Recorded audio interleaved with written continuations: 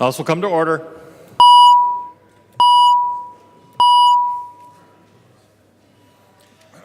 Conference committee reports on House files.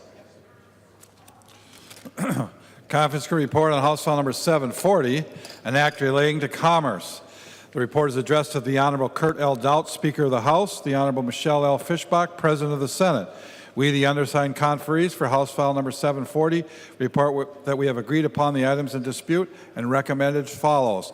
The Conference Committee report is signed by all 5 conferees on the part of the House and all 5 conferees on the part of the Senate. Vogel moves that the report of the Conference Committee on House File Number 740 be adopted and that the bill be repassed as amended by the Conference Committee.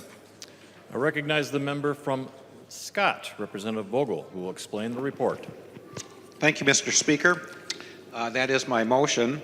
House File 740 was actually passed by us in May of 2017. Since that time, we've had lots of discussions with the dealers and the manufacturers because there was some disagreement as far as the Senate version. And most recently, we were able to come to a consensus that you have in front of you today. So I'm happy to report that the peace in the Valley has been attained and the bill has been signed by all the conference committee members. It's basically, like I said, a compromise, and what it's doing is adding definition to statute that was actually put in place back in the early 1980s, and with today's new society, it seemed that it was better to have more definition so that we don't have to do any litigation. So, good bill. And I certainly appreciate the conference committee members for working through this, as well as working with the other body to come to an agreement, and of course the auto dealers and the manufacturers for their ability to work together to come up with a bill that works for everybody. Discussion to the conference committee report. The member from Dakota, Representative Halverson. Thank you, Mr. Speaker, and thank you, Representative Vogel. I was a conferee on this committee. Appreciated the work of the conferees. The House came in with a very strong position and worked very hard, I think, to find some compromise. It was a long time coming, but here we are, and I urge members to support the adoption of the conference committee report. Additional discussion. The representative from Hennepin, Representative Dabney. Thank you, Mr. Speaker. And I rise briefly to congratulate Representative Vogel and Representative Halverson and the other conferees who so far have remained nameless. But you actually respected the people of Minnesota by working through the legislative process with the stakeholders, the people who know their industry, the people who surround their industry who may have had concerns about the original proposal. As Representative Halverson indicated, you took a strong position into the conference committee process, and it took you, well, a year. But you not just listened, you talked. And you not just listened and talked, but you negotiated. And you not just listened and talked and negotiated, you compromised. You let the process work the way that Minnesotans expect it to work, and you're the second bill this year where we seem to have done that. Congratulations and thank you. Further discussion on the conference report. The member from Morrison, Representative Prisha. Thank you, Mr. Speaker and members, and Representative Vogel, nice work. When this came off the House floor, we only had 4 no votes, and so a very strong position, well done, and I think this is a great bill with a great compromise. Further discussion. Further discussion. There being no further discussion, all those in favor of the motion to adopt the conference committee report on House File 740, please signify by saying aye. Aye. All opposed, no. The motion prevails. The clerk will give the bill its third reading as amended by conference. House File Number 740, third reading as amended by conference. Third reading. Any further discussion?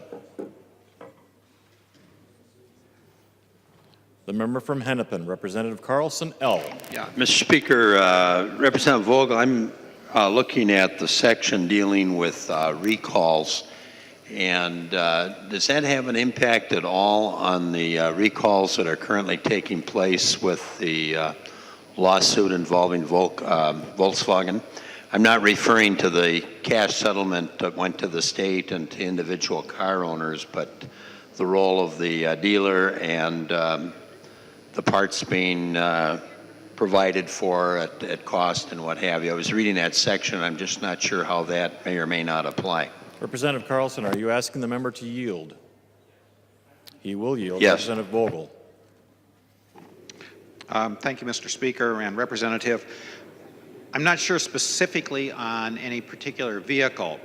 What the compromise was here was that if the parts aren't available for a car that is considered certified, that is when this condition would kick in, where they would be reimbursed for the loss of value that occurred during that waiting period. So I suppose that is possible, although that has been so long now that if indeed there was replacement parts that were coming, I would assume they were there. So this was intended that if there's a stop sale put on by a dealer that sells that brand of cars, which would, so if it's a Chevrolet dealer for a Chevrolet that they have an inventory where the manufacturers come and put on a safety recall and they don't have the parts available, that if it goes more than the magic number of days, that there would be a reimbursement for the value of the interest on the value of the car. Representative Carlson. Mr. Speaker, thank you. That area is rather complex. I should have mentioned what I'm referring to is they were cited at the court case out of California with the diesel engine. And there was a buyback, or you could have the car repaired. There were several different options that car owners had. But I do know that the availability of parts at one point was at least somewhat difficult. It may have been resolved by now, but thank you. Further discussion?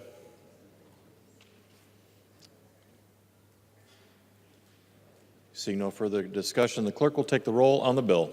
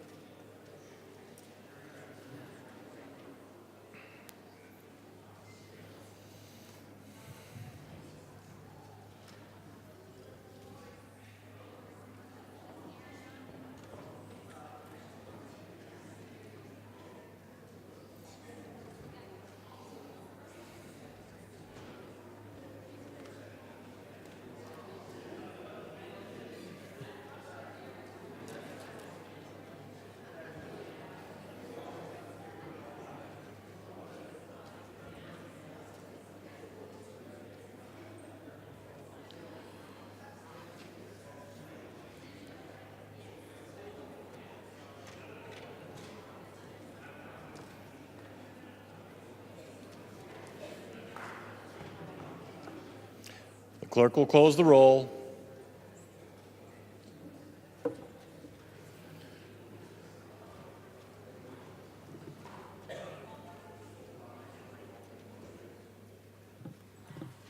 There being 126 ayes and 1 nay, the bill is repassed as amended by conference and its title agreed to. Conference Committee reports on House files. Conference Committee report on House File Number 3422, a bill for an act relating to game and fish. The report is addressed to the Honorable Kurt L. Doudt, Speaker of the House, the Honorable Michelle L. Fischbach, President of the Senate. We, the undersigned conferees for House File Number 3422, report that we have agreed upon the items in dispute and recommend as follows. The conference report is signed by all 5 conferees on the part of the House and 4 of the 5 conferees on the part of the Senate. Fabian moves that the report of the Conference Committee on House File Number 3422 be adopted and that the bill be repassed as amended by the Conference Committee. I recognize the member from Roseau, Representative Fabian, to explain Thank the you, report. Mr. Speaker and members. The gizzard shad bill has now become the wild rice bill, so we've gone from plant to animal. This bill here, first of all, members, I want to start out by saying we all want to respect wild rice, and we all want abundant and wild rice all across the state of Minnesota.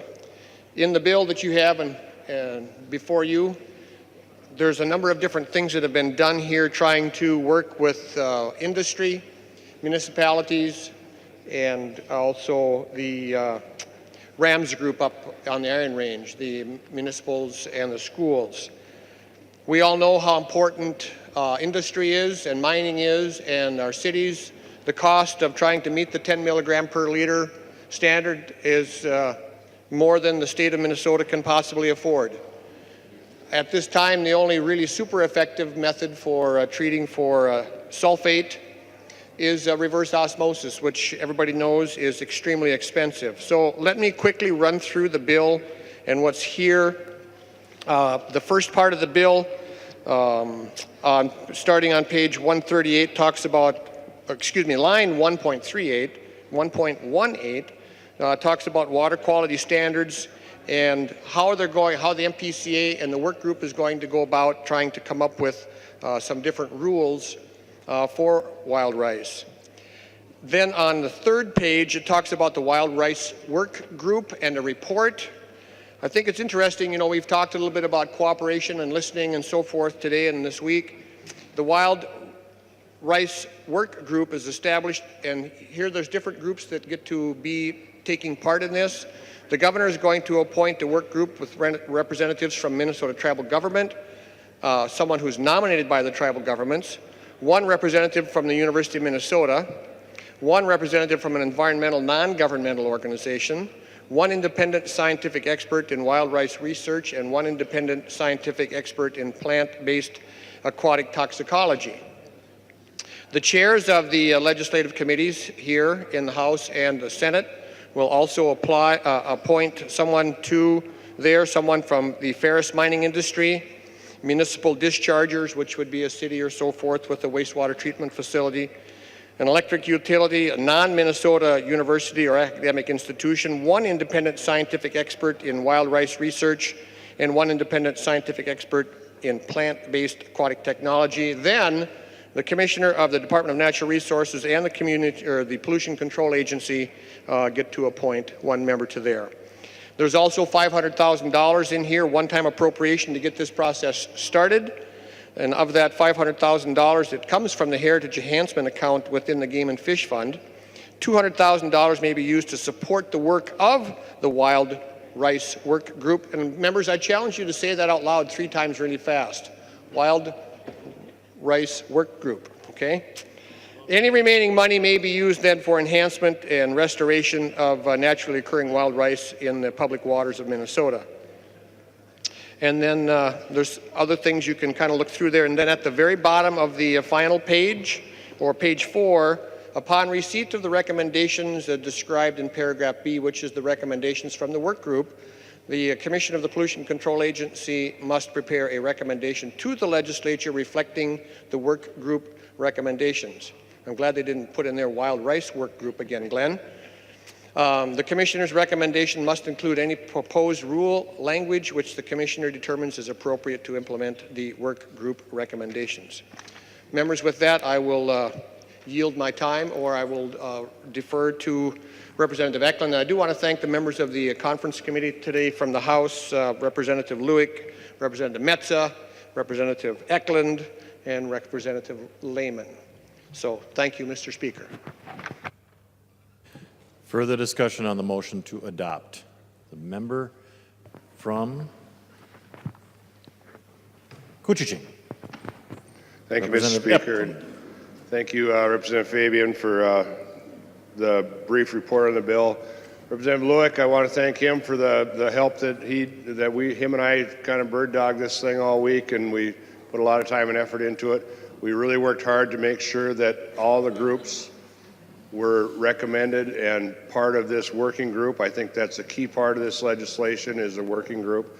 And so I'd really urge a green vote, and I can take any questions that you may have. Thank you.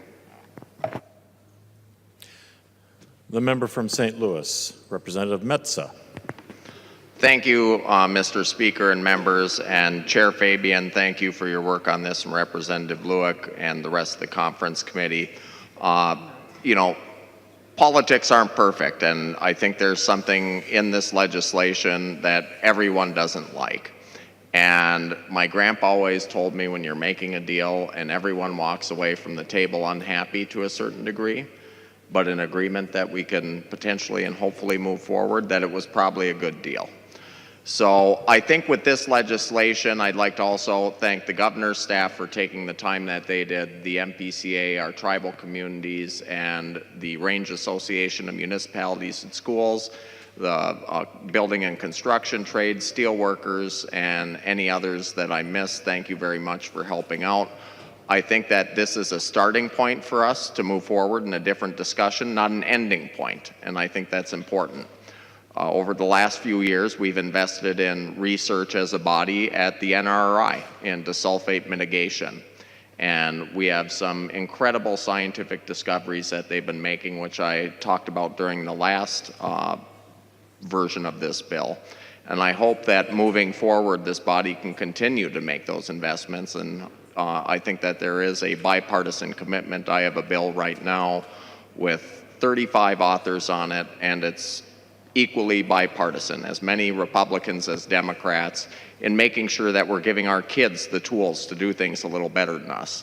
And that's what this job is all about, and I hope that this bill ends up becoming law and that it starts as a point for us to move forward from with the different stakeholders here so that we can find better solutions than we currently have. And I'd encourage a green vote.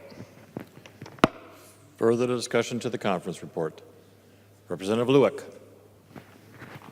Thank you, Mr. Speaker, and I want to echo those thanks, particularly to the Conference Committee report folks and my colleague, Representative Eklund. We've spent a lot of time with in meetings discussing all kinds of details with governor's staff. They worked hard on this.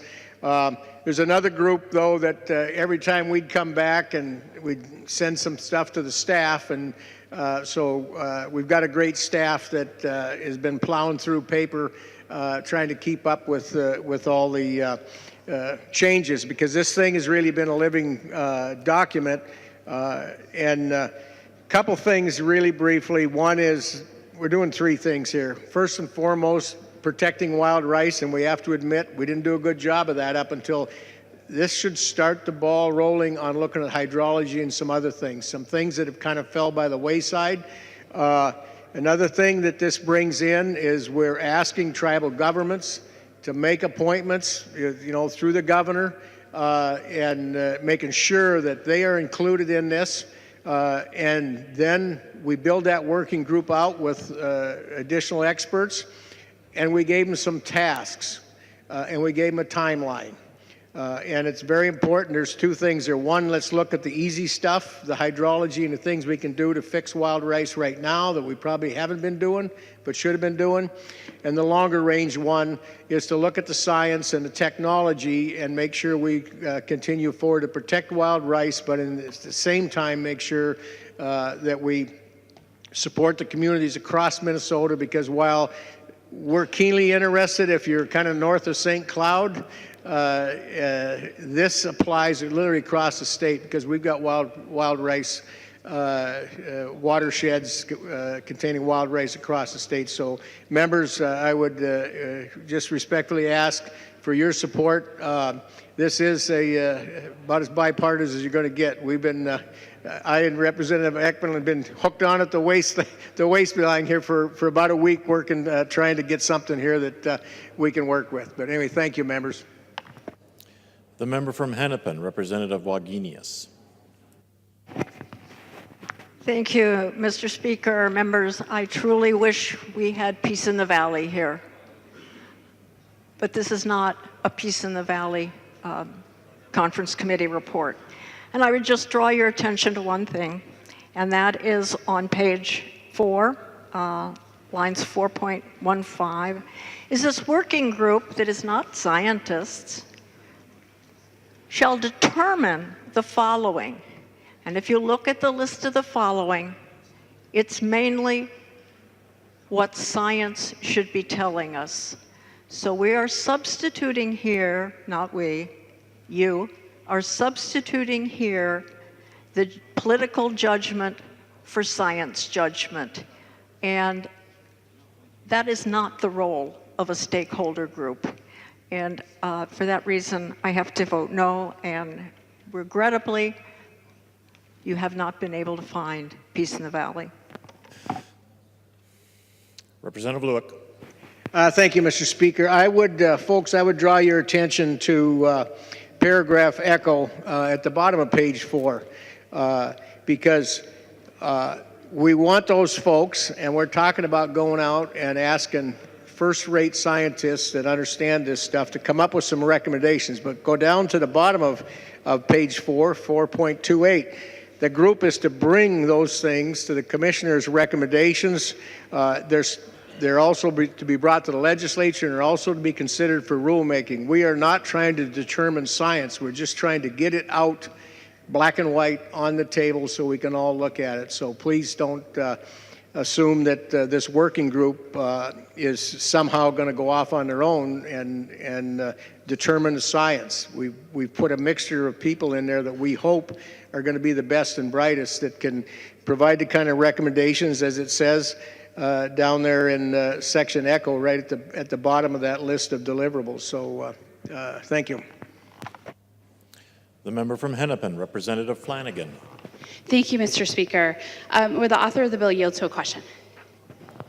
He will yield. Representative Flanagan. Thank you, Mr. Speaker.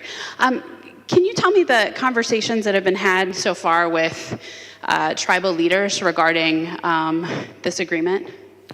Representative Fabian. Thank you, Mr. Speaker. And Representative Flanagan, if you don't mind, I've not been involved in those discussions, but members on your side of the aisle and Representative Lewick have been intimately involved in that. I'm not sure the degree to which Representative Lehman has, but if you would direct your questions to them, if that's okay with you.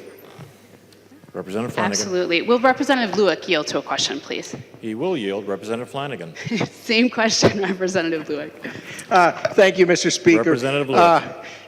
Yes, I can go through here, and there's all kinds of markups. And the last week, the 10 days, the primary conduit for tribal concerns have came right through the administration. And I got pages of markups here that were provided that we worked on that were issues that the tribes had brought forth. Some of those are in here, not all of those are in here, but that has been an ongoing process. I worked directly with the Mille Lacs Band. Now it's been some time because once we got down here the last month, but basically this entire general outline was laid out in great detail with Bradley Harrington, their DNR commissioner, amongst a lot of other professionals. And at that time, it was a very rough piece of document. The part that we did see eye to eye on was getting going on doing this straightforward, let's get out there and fix the hydrology and do the things we can do easy. And then we may still disagree on the details of science, but he's more of a scientist than I am. That's why there's the beauty in a high-level working group here, particularly with tribal involvement here. So, maybe the other members can speak to that also. Representative Flanagan. Thank you, Mr. Speaker. Will Representative Eklund yield to a question? He will yield. Representative Flanagan. Thank you, Mr. Speaker. Representative Eklund, can you tell me about the conversations that have been had with tribal leadership, also maybe the conversations that the MPCA has had with tribal leadership as well? Representative Eklund. Thank you, Mr. Speaker. Representative Flanagan, last December, Representative Metza and I met with the tribal leaders down in Cloquet at the casino down there. They told us clearly there that they felt that the MPCA was giving them just lip service and not involving them in this rulemaking process that was going on. And so that is why when Representative Lewick and I worked on this week, I kept that in mind. And I I was probably first and foremost insisting that the tribal governments were involved in this working group. The people I've been talking to down here have been the lobbyists that are representing the tribal governments. It's real hard to get a hold of people sometime on the weekends. I did try to call Chair Shavers yesterday to inform her what's going on from Boys Fort. I was not able to get in touch with her. Representative Flanagan. Thank you. Thank you, Mr. Speaker, and thank you, Representative Eklund. I think what this exchange has illustrated is that there hasn't been enough, in my opinion, meaningful consultation with the tribes. And as we talk about the work that we do here, and we talk about the important work that we do here, and the government-to-government relationship, I think it's really critical that the MPCA take that seriously. It's important the government take it seriously, and I'm a broken record, but I think it's important that we take it seriously as well. I think we all are interested in having a solution, but I also think this takes time. The Executive Order 1310 that Governor Dayton himself has signed calls for meaningful consultation with the tribes. And what I have heard is that that has not necessarily occurred. So I certainly have some concerns about this particular bill, and I also have some concerns about this process, not exclusively for folks in the House, but I think that there's additional conversations that have been needed to occur with the MPCA and also with the governor's office. Thank you. The member from Hennepin, Representative Allen. Thank you, Mr. Speaker. I think Representative Flanagan asked a really important question that should be asked on anything that touches upon tribal interests or Native American interests. And so usually the process that when we here follow is consultation. And then at some point, if there is consensus or the tribes want to take a position, we have always brought resolutions from the tribe or the Indian Affairs Council to show that there has been, that they've been consulted and then what their position is. And so that's how we generally act here, and that's in the short time I've been here, that's how we've operated. And so, so that is the question to ask. And so I was going to talk on third reading, but I'll just briefly say that it's one thing to sit down at the table and come up with a compromise with tribes, or if you're trying to negotiate something, whether it's through some sort of agreement. In this case, it's a little different because it's legislation that you have, that we have the authority to enact. And so it is more about not really negotiating something, but rather to consult with tribal governments. And so I don't see any evidence that that was done, and to a sufficient extent to where, if that had been done, you would have asked the tribes for a resolution. So it's disappointing that that's not part of this process, or that didn't happen here. And so, I can't speak on behalf of tribes. I don't know that that's their interests. And so, but what I can speak as from a perspective as Indigenous, and then also, I live in Powderhorn. And Powderhorn is someplace, at some point, they will teach us how to all live in a apocalyptic world. Thank you. And so for me, these type of, this legislation, and Representative Wagenius can articulate it much better from a science background, but for me, we've for too long tried to strike a balance between industries that are polluting and our waters, and so to me we're running out of time, and the steps that need to be taken require drastic action, and that doesn't mean that we need to burden particular regions. But I am aware that any sort of action that's going to address this issue is going to require considerable resources, and that all the factors that you have in there in this bill are important. But I don't agree with taking over that process, reducing the MCPA's authority. and imposing restrictions on that rulemaking. That is the process. I think we're going to come to find a solution for this, and providing resources to the communities that are impacted by this. And so that would, and I always go back to what I talked about before, which is the higher authority, and is the Ojibwe elders, the women who are the water protectors, and they would say that this is not good enough, that we need to do, it's not about striking a balance anymore. We need to take drastic action and support the communities that are impacted by this. Further discussion? Further discussion? There being no further discussion, all those in favor of the motion to adopt the conference committee report on House File 3422, please signify by saying aye. Aye. All opposed, no. No. The motion prevails. The clerk will give the bill its third reading as amended by conference. Third reading, House File number 3422, as amended by conference. Third reading. Further discussion? Representative Kunesh-Podein. Thank you, Chair, and thank you, members.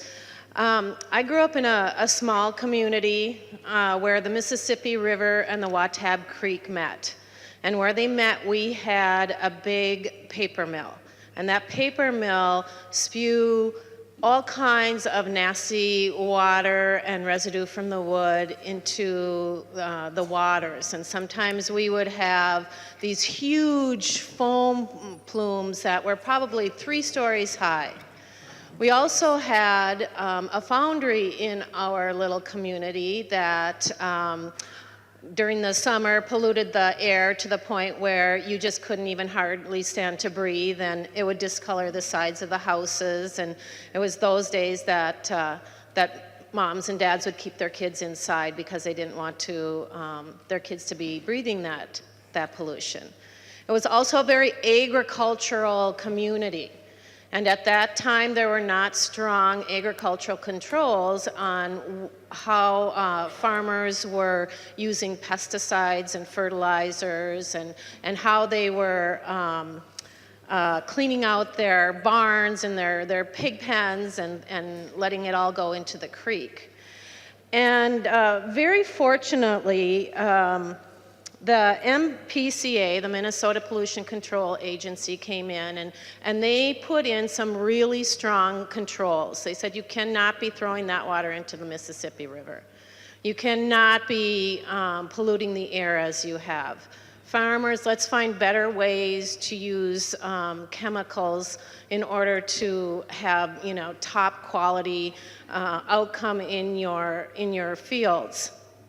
And that was really good because it made a huge difference in our community, in our standard of life, in our health, in the quality of that community. And it's a thriving community to this day. And I just remember my dad, who at the time was a county attorney, really being in support of all of the controls that the MPCA puts in there. Now, this spring, I went to a little tutorial about the sulfite and the ricing. And I met with the actual scientists who did the studies and gave the report. And it was very scientific. They were very, very, very thorough. And I believed what they said. I believe when they said that the level of sulfite in those areas is not good. And I also know that the state of Minnesota has put a lot of money into that study. I'm looking here. They directed the Minnesota Pollution Control Agency to review our existing sulfate pollution standards for wild rice. And there was so much money that was put into it. And what I'm kind of getting a feeling in this legislature is that we create these groups and these studies, and we put a lot of money, we put a lot of effort into it, a lot of discussion goes into it, and then when the results come back, some people don't like those results.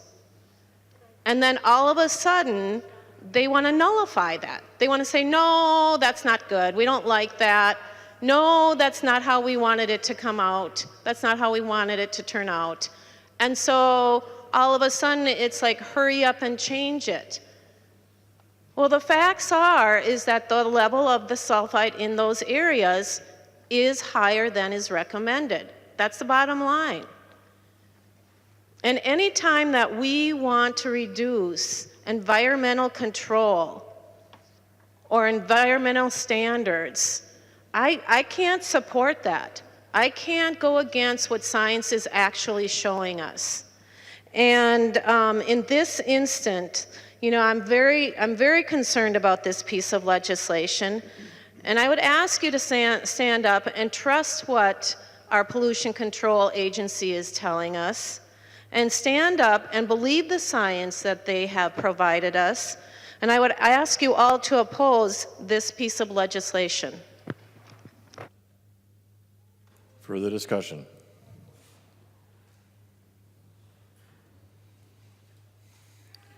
The member from Kuchiching, Representative Eklund. Well, thank you, Mr. Speaker, and Representative Kunesh-Podein, that's what we're trying to do.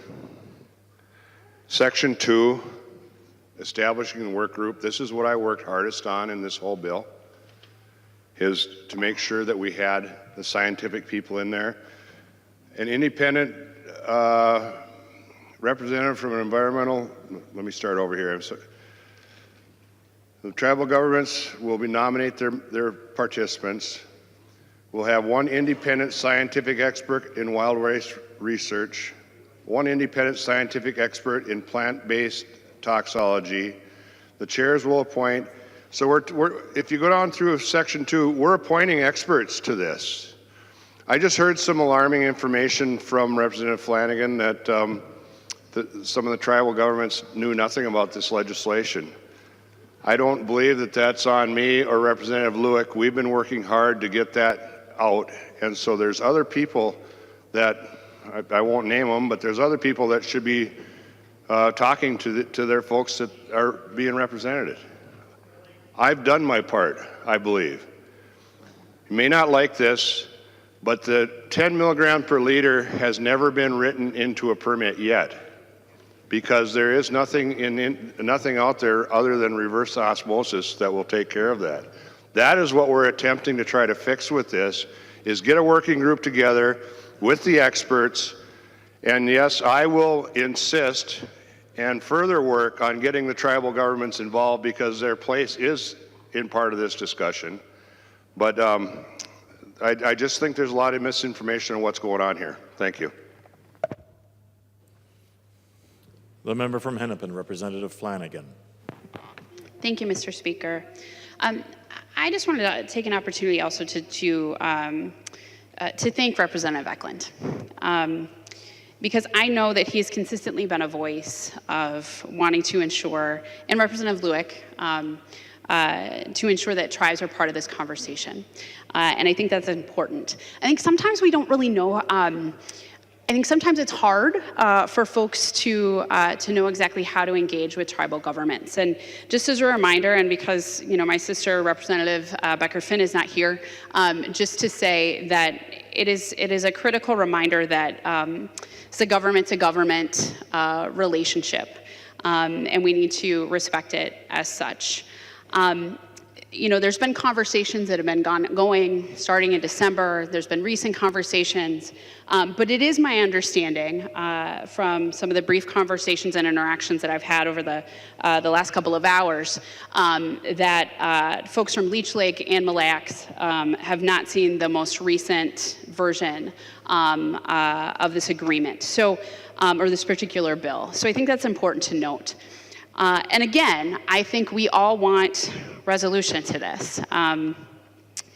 I've spoken before, and I know that Representative Becker-Finn, Representative Allen, Representative Kunesh-Podein have all talked about the sacredness and importance of wild rice. It should be important to all of us as Minnesotans. It is our state grain, of course, but of course has a very spiritual significance to all of us. So we take this incredibly seriously, and a resolution is important, but I also think that we shouldn't rush this process, and that working with different governments takes time, and we should take that time to ensure that tribes are at the table, that they are informed by what's going on, and keeping in mind, although it feels like to us the entire world is paying attention to what is happening on the floor of the Minnesota House at any given moment. I know my mom is, but I don't know that everyone else is. So I think as we look at tribal leaders who are managing their own nations, their own governments, that this is important, but that we also take the time for, again, what the governor has outlined himself in Executive Order 1310 for meaningful consultation. Thank you. Further discussion? Representative Fabian. Thank you, Mr. Speaker and members, and I appreciate the conversation as always. I do want to point out one thing. Representative Wagenius, and I respect what you're saying. She talked about the line 4.15, but members, you need to read both 4.14 and 4.15. And she talked about this work group is going to determine, no, the work group must review existing studies and papers, both state-sponsored and otherwise, to determine the following. And then there's a long list there of things that they need to do in order to bring some recommendations to the Pollution Control Agency. And I do want to emphasize, too, that I appreciate the hard work that's happened on this. It's important to me that the tribal governments are included in all of these things in this work group. That's what it's intended to do. And just doing a quick count in my mind, I think that it could be as many as 7 or 8 different tribal members that are appointed to this work group based on the number of tribal governments that I'm quickly aware of. And I can tell you, folks, yes, I know that not everyone is happy. I've stood in the hallways and I've been in my office with the people on both sides of this issue, and it has been a struggle at times. And I got to thank our committee administrator, Amy Zipko. She has broken up 2 or 3 fights and saved me some skin. So, and Representative Kunesh-Podein, I respect what you're saying about what was used to be. 40 years ago, I grew up in that time. Representative Eklund has a paper mill. You talked about a paper mill. He has a paper mill in International Falls, Boise Cascade. It drainage into the Rainy River. Go online, members, and look at the Grand Forks Herald website. This past week, the Rainy River produced a new state record sturgeon. 73 inches long, 74 inches long. That's from the top of my head. Well, it used to be the top of my head. Now I've shrunk a little bit, but that's an amazing recovery that's happened there. We all want abundant wild rice. The current standard is not working. Okay, it's not being written into permits. We need to get to a better place, and this is a very, very honest attempt to get us there. I encourage a green vote. Thank you.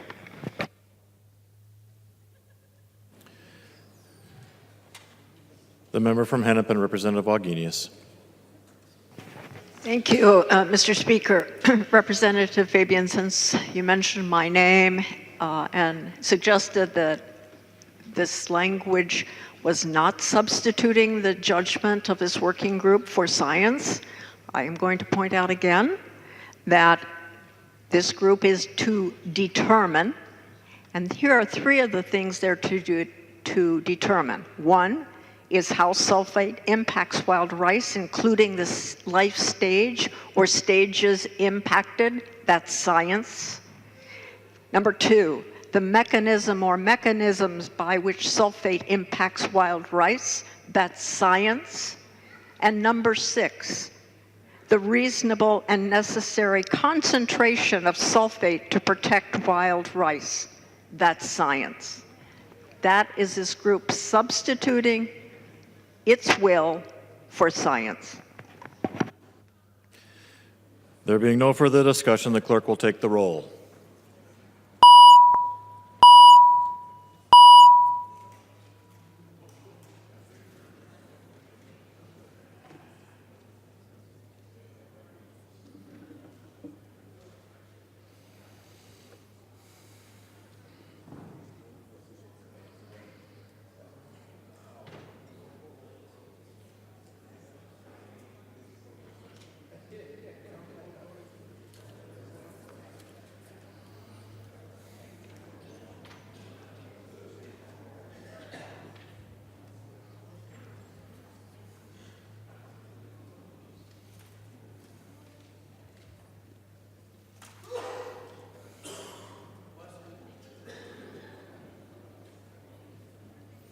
The clerk will close the roll.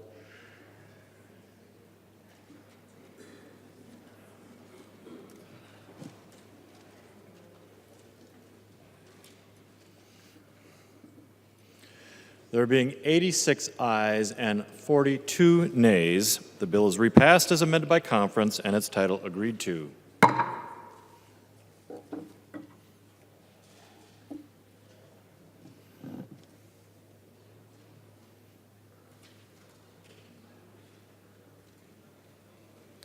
Representative Pepin.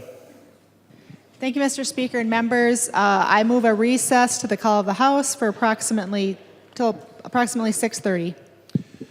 Representative Pepin moves a recess to the call of the chair until approximately 6:30. Representative Hortman. Thank you, Mr. Speaker. If Majority Leader Pepin would yield for a question. I didn't cover this when I was over there. Representative Pepin, what are we planning to do when we come back in at 6:30? Representative Pepin. We have a couple of concurrences to do when we get back, and then we will still have time after that, probably, if that's what you're asking, to recess later to be able to caucus the bonding bill later. Representative Hortman. Thank you, Mr. Speaker. Members, the DFL will caucus immediately upon the recess as well. All those in favor of a recess to the call of the chair until approximately 6:30, please signify by saying aye. All opposed, no. The House is now in recess to the call of the chair until approximately 6:30.